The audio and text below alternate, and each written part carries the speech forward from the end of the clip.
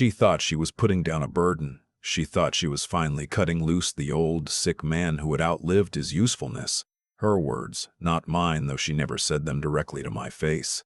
People like my daughter-in-law rarely do. It was the Sunday before Thanksgiving. I remember because I had already bought the turkey. A 19-pound butterball sitting in the refrigerator downstairs in the house I had been paying for quietly for 11 years. My name is not important right now. What matters is that I am 67 years old, a retired electrical engineer from Columbus, Ohio. And on that Sunday afternoon, my son stood at the top of the stairs with his arms crossed and told me I needed to find somewhere else to stay. "It's not permanent," he said, which is what people say when they mean it is. His wife, Serena, was standing just behind him. She had that look on her face, not angry, not guilty, just done. Like she had been waiting a long time to get to this moment and was relieved it had finally arrived. The reason, they said, was my health. 3 months earlier, I had been diagnosed with early-stage Parkinson's. Nothing dramatic yet. A slight tremor in my left hand. Some stiffness in the mornings. My neurologist, Dr. Peterson over at Ohio Health, said with medication and routine I could live a full, normal life for many years. I told my son this. I showed him the paperwork. He nodded like he understood and then apparently went home and talked to Serena. What they decided, in the privacy of their bedroom in the house I owned, was that a man with Parkinson's was a liability. "We have Lily to think about," my son said. "Lily is my granddaughter. She was 4 years old at the time and had no opinion on the matter. Though I suspect if you asked her, she would have said she wanted Grandpa to stay because I was the only one who sat on the floor with her and built things out of Lego." "I understand," I said, because I did not want to make a scene. I have never been a man who makes scenes. I went downstairs. I sat at the kitchen table for a long time. The turkey was in the refrigerator. I had peeled the label back slightly when I put it in and written my initials on it with a Sharpie. The way I used to label my lunch in the break room at the engineering firm 30 years ago, force of habit. I looked around that kitchen, the backsplash I had chosen. The light fixtures I had installed myself on a Saturday in 2019 because my son said the builder's standard ones looked cheap. The window above the sink that faced the backyard, where I had planted a dogwood tree the spring my wife passed because she always wanted one and never got it while she was alive. And I thought, they have no idea. Let me back up. My wife, Carol, we were married 41 years. She died of ovarian cancer in the spring of 2018. After she passed, I rattled around my house in Dublin, the suburb north of Columbus where we had lived since 1991. And I did not do well. My son, whose name is Theo, he's 38 now, suggested I sell the Dublin house and move in with him and Serena. They had the space, he said. A finished basement with its own bathroom and a separate entrance off the side of the garage. I could come and go as I pleased. It would be good for Lily to have her grandfather close. I thought about it for several weeks, and then I said yes. But here's what I did not tell Theo, and what I should explain now so the rest of this makes sense. When Carol and I bought the Dublin house in 1991, we paid $114,000 for it. When I sold it in 2019, after 30 years of appreciation and a full renovation I had done myself over the course of a decade, it sold for $487,000. After paying off the remaining mortgage and fees, I walked away with a little over $390,000. I did not put that money in a savings account. I did not tell my son about it. I put it in a brokerage account I had opened years earlier, added it to the positions I already held, and let it sit. I had also, during my 32 years at the engineering firm, maxed out my 401k every single year and never touched it. When I retired at 63, the balance was just over $1.1 million. Between the brokerage account and the retirement account, plus Social Security and a small pension, I was, by any reasonable definition, financially comfortable for the rest of my life. I never told Theo any of this, not because I was hiding something sinister. It was simpler than that. Carol and I came from families where you did not discuss money at the dinner table, where you did not brag and you did not complain, where finances were private. It never occurred to me that my son assumed I was poor. It never occurred to me that he was keeping score. But he was, and so was Serena. I found this out by accident. About a year after I moved in, when I overheard a phone conversation Serena was having with her sister in the laundry room. I had come in through the side entrance and she had not heard me. I was not eavesdropping. I was looking for my fleece jacket. He pays for groceries sometimes, she was saying, but honestly, Donna, we're basically supporting him. The utilities, the internet, the mortgage, Theo's carrying all of it. I stood very still in the hallway. I know, she continued, but what can we do? He's got, what, Social Security? He's probably got like $800 left after his medications.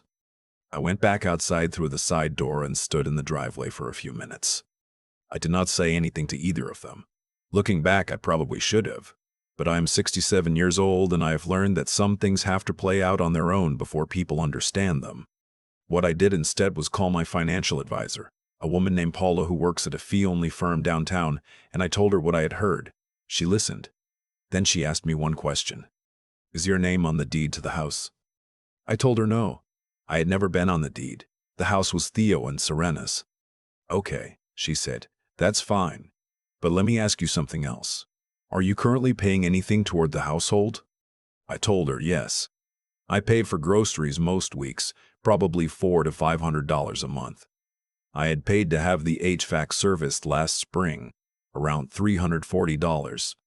I had bought the new dishwasher when the old one died, $680 at Home Depot. I paid my own health insurance premium just under $500 a month through the marketplace. Paula was quiet for a moment. So she thinks you're broke, she said. Apparently. Do you want to keep living there? That was the question, and the honest answer at that time was yes. I wanted to be near Lily. I wanted to stay in Columbus. I was not yet sick. I was not yet a liability. So I said yes, and Paula and I agreed that I would simply continue what I was doing, and we would revisit. That was 2 years before the Sunday in November when my son stood at the top of the stairs. After the Parkinson's diagnosis, things changed quickly. Serena stopped talking to me at dinner. Theo became vague and evasive when I tried to have normal conversations. The guest bathroom, the one I shared with Lily, had a new lock on the cabinet where the cleaning supplies were kept. I noticed these things the way you notice weather patterns when you have lived long enough to know what certain clouds mean. When Theo told me I needed to find somewhere else to stay, I asked him one question. How long do I have? He said 2 weeks, and then he went upstairs. I sat in my room in the finished basement that evening and I made 3 phone calls. The first was to Paula. It's time, I said. She already knew what I meant. We had talked about this contingency. She had already drafted the paperwork. The second call was to a man named Douglas. Wait, let me start over. The second call was to a man named Al, my college roommate from Ohio State, who is now a property attorney in Westerville. Al and I have had lunch every few months for 40 years. He knew everything about Carol, about the house, about the money, about Serena's phone call in the laundry room. You ready? Al said. I'm ready. The third call was to a property management company that handles residential rentals. I gave them an address. They told me they could have a formal notice drafted within 48 hours. Now I need to explain something. The house where Theo and Serena lived, the one they believed was theirs, the one Serena paid the mortgage on every month, the one where Lily had grown up, was not entirely theirs. When they bought it in 2017, they had come up short on the down payment. They needed $40,000. They came to me and I gave it to them, not as a gift. As a loan, with a promissory note that Al drew up at 2% interest with the house listed as collateral. Theo had signed it. Serena had signed it. It was filed with the Franklin County Recorder's Office. They had repaid about $12,000 over the years, sporadically, in amounts that varied. The remaining balance was just over $29,000. They had also, in 2021, taken out a home equity line of credit, a HELOC, without telling me. I found out when some mail came to the house addressed to Theo regarding the account. I did not open it. I noted it. I told Al. Al noted it too. The promissory note, because it was filed as a lien against the property, meant that any refinancing or credit line activity technically required my consent or at minimum notification. The bank had apparently not checked carefully. This is not uncommon. It is also not without consequence. Al sent a letter to Theo and Serena's attorney. They didn't have one, so it went directly to them. 11 days after I moved out. The letter was polite and straightforward. It referenced the promissory note, the outstanding balance, and the lien. It requested either payment in full within 30 days or initiation of a repayment plan. It also noted the HELOC and the question of consent. I was not in Columbus when the letter arrived. I was in Sarasota, Florida. After Theo told me to leave, I called Paula and Al, and then I drove to a Marriott near the airport, and I slept for 10 hours. In the morning, I felt clearer than I had in years. I called a real estate agent I knew slightly through a neighbor in Dublin, a woman named Patrice who had sold several homes in our old neighborhood. I told her I was looking to buy a condominium, 2 bedrooms, ideally on or near the water. Budget flexible, but somewhere in the range of $300,000 to $400,000 cash. She sent me 12 listings before noon. I flew to Sarasota 4 days later and looked at 4 units. I put an offer in on the third one, a 2-bedroom on the 7th floor of a building on Fruitville Road with a partial bay view, a pool on the terrace, and a gym I told myself I would use and probably wouldn't. The offer was accepted within 24 hours because it was cash and there were no contingencies. I closed in December. I was sitting on my new balcony watching pelicans when Al called to tell me Theo and Serena had received the letter. How did they respond? I asked. Serena called me, Al said. She was very upset. I imagine. She said you never mentioned the lien was still active. I never said it wasn't. Al paused. She also asked if there was any way to resolve this quietly without involving the courts. I watched a pelican land on a dock piling. It sat there for a moment, looked around, and flew off. Tell her the balance is $29,412, I said. Same as it's always been. I'm happy to discuss a payment plan. What I did not tell Serena, through Al, was the other thing I had done. Because there was another thing. When I had moved into the basement 2 years earlier, Theo had added me to the homeowner's insurance policy as a resident. Standard procedure. What he did not know, because he had never asked, and I had never volunteered, was that I had also, years ago, been named as a co-applicant on the original mortgage application when they were still short on qualifying income. The bank had required it briefly before they restructured the loan. That co-applicant status had technically never been formally removed from the underlying loan documentation, though in practice it had been superseded. Al had a colleague look at this. The colleague had some interesting observations about the HELOC. I want to be clear about something. I did not do any of this out of anger. I know that might be hard to believe, but I have been angry exactly once in this situation, and it was not when Theo told me to leave. It was when I came upstairs the following morning to make coffee and found that Serena had already put a box outside my basement door with some of my things in it, neatly packed, labeled in her handwriting, Dad's stuff. That made me angry. Not because of what it meant about her feelings toward me, but because of the word she had used. Dad. In 5 years, she had never called me that to my face, not once. And now, on a cardboard box of things she wanted out of her house, she used it. I took the box.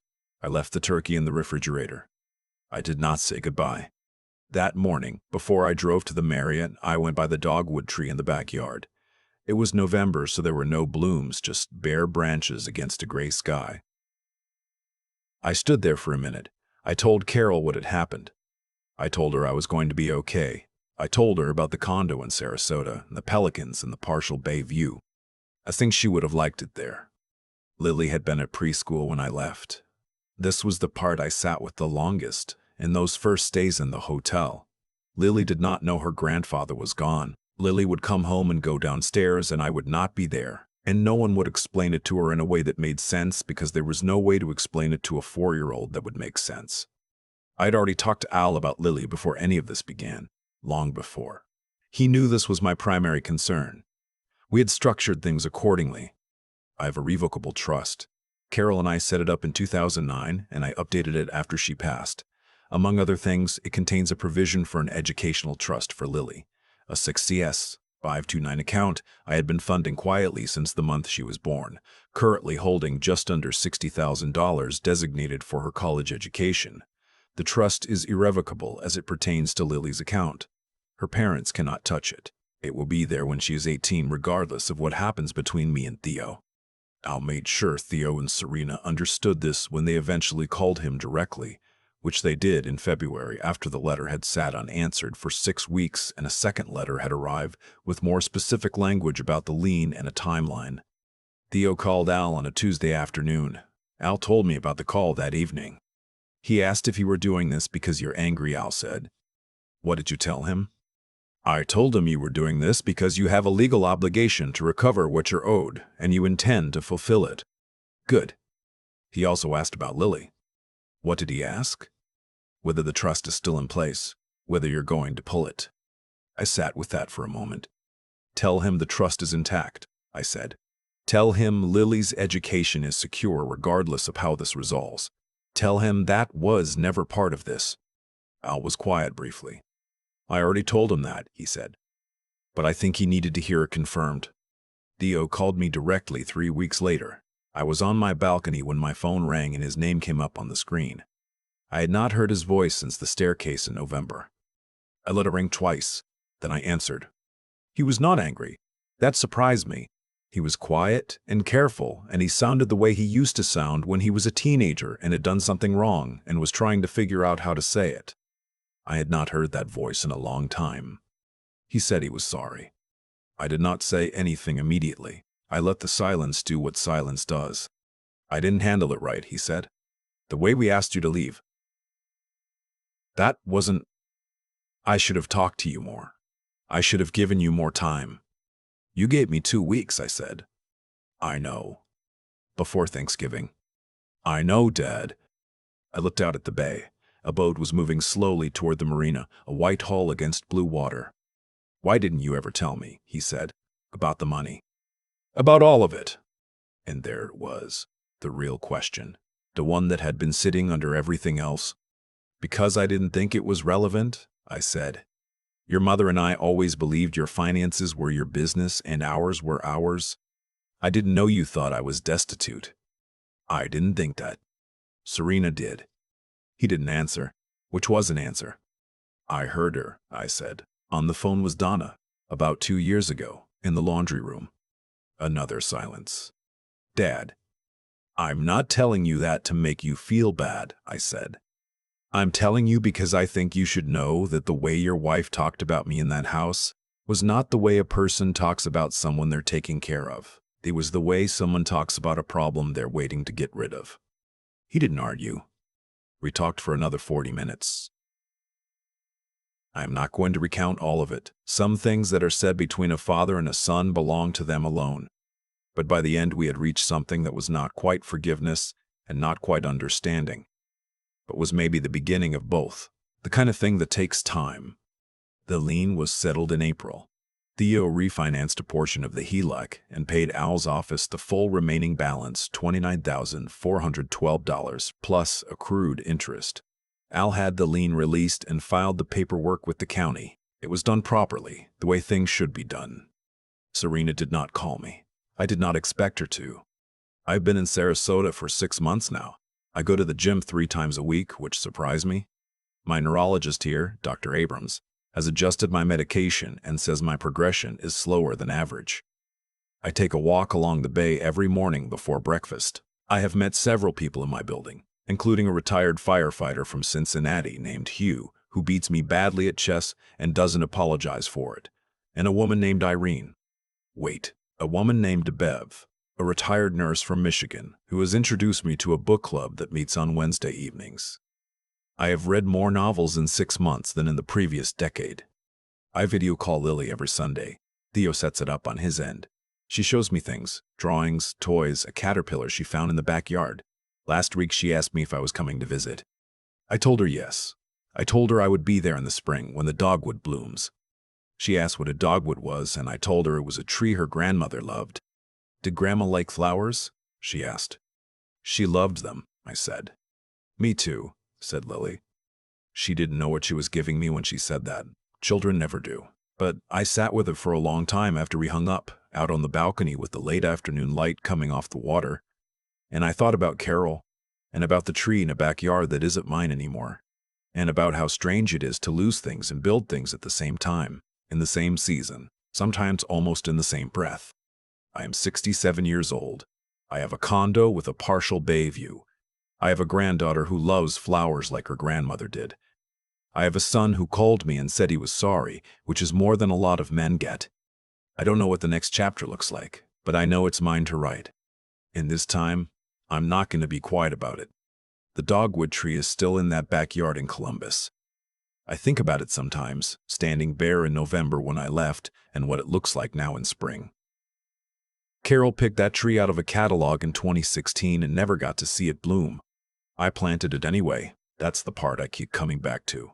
You do things for people even after they're gone, because love doesn't stop requiring action just because the person isn't there to see it. I didn't set out to teach my son a lesson. I want to be honest about that. What happened between us wasn't a plan I designed to punish him. It was simply the natural weight of his own choices finally coming to rest where it belonged. He made decisions about who I was without ever asking. He and Serena decided I was a burden based on a bank balance they invented in their heads, and they acted on that fiction. What followed was just the truth arriving, the way it always does. A little late, a little inconvenient, impossible to argue with. I've had time here in Sarasota to think about what I could have done differently. I probably should have told Theo about the money years ago. My own silence was not entirely without fault. Carol and I grew up believing you kept your finances private, that talking about money was a kind of bragging, and we passed that instinct to our son without ever explaining the reasoning behind it. He filled the silence with an assumption that served him, and I let him.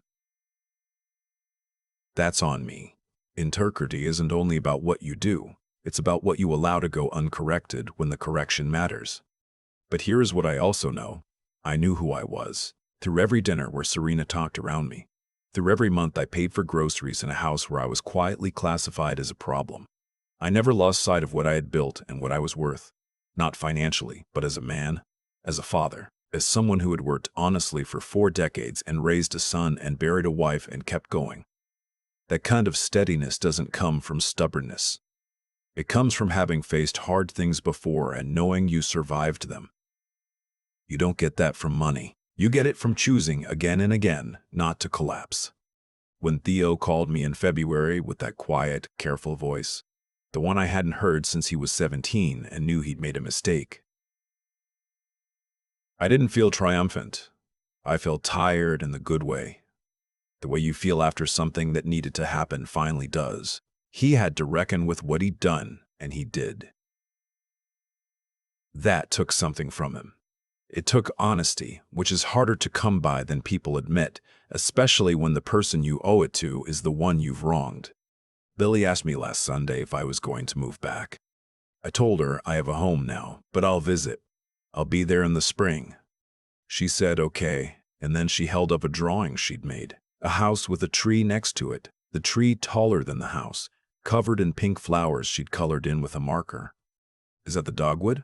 I asked. She shrugged. It's just a pretty tree, she said. I told her it was the prettiest one I'd ever seen. Some things you can't plan. You can only be the kind of person who's still standing when they arrive.